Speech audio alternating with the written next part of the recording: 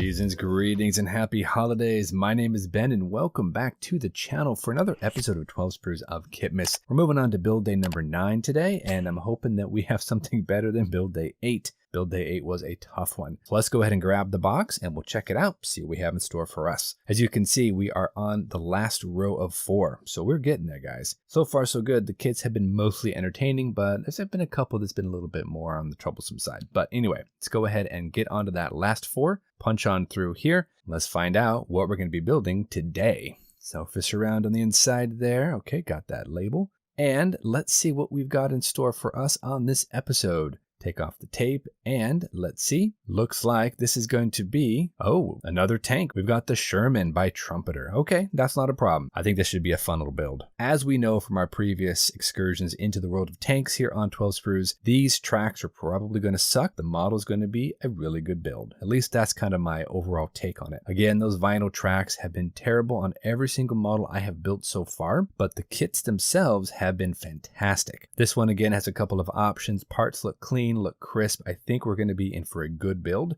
Except, of course, for those tracks, which will probably be some trouble. For these, we're probably going to have to use epoxy. That's what we used before. We used 5-minute epoxy. I know you can staple them, you can glue them, but super glue won't bond and nothing else seems to work. The epoxy and a really heavy weight tends to be the way to go. So that's what we're going to be doing. Of course, the decals look good. It shouldn't be a problem with those. That should be fun to apply. And I think, yeah, parts are, like I said, very clean and we are ready to get going. So let's go ahead and jump into our first time lapse. We've got a couple of options. We can either build our road wheels or use our pre-made road wheels. Probably go the pre-made versions. And we're just going to jump in there. We're going to get this all built up, do a bit of primer, maybe do a little bit of pre-shade, and then we're going to paint. And I'm going to be using a basic olive drab color that I've got from a Gunzi. So let's go ahead and jump on in there, guys. Get that first time lapse going. Let's build us a Sherman.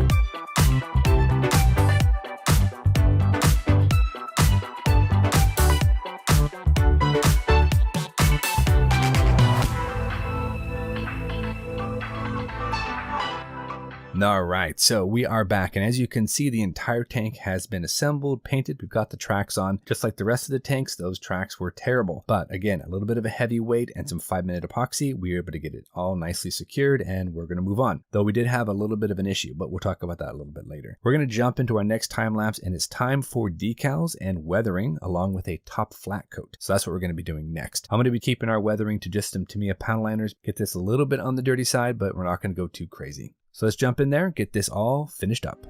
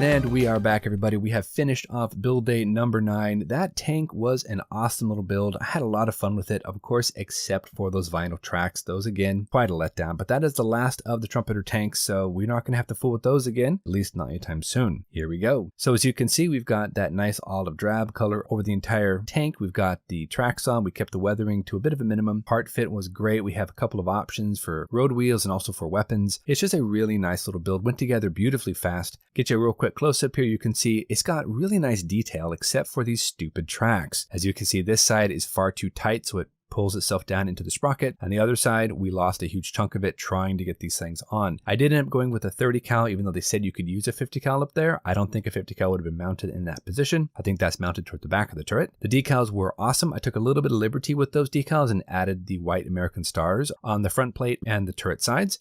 Again, those vinyl tracks are absolutely terrible, but I might be able to fix this if I maybe embed it in some mud or maybe tall grasses or something if I ever feel like it. I don't think I will for right now. We're just going to move on to the next build day. Put this one right next to my Tiger and my T-34. So yeah, not too bad. Again, great part fit though, guys. It was a really fun build. It's super fast. Only took about 2.5 hours. Perfect for this particular build series. Going even closer, they do have molded in details and of course tools and whatnot. Again, those tracks are terrible. They do give you options of pre-made road wheels, which is what I used here, or you can build your own out of multiple parts. Knowing this kit and knowing the tracks, I decided to go just with the pre-made versions. Did a bit of weathering with Tamiya panel liner, just kind of blending it around and dripping it into different spaces. Added a tiny bit of styrene there in the front to hide a gap between the upper hole and the lower hole. Shot it with a nice coat of semi-gloss. We're good to go. So that is it. We are all done with build day number 9. We're going to jump right into build day number 10. So until our next episode, you guys know the drill. Go out there, get yourself some bench time, have some fun, build something cool. We will see you back here on the next episode of the 12 Sprues of Kit-mas for build day number 10 here on Ben Builds. Thanks for watching, everybody. Happy holidays, and we'll see you soon.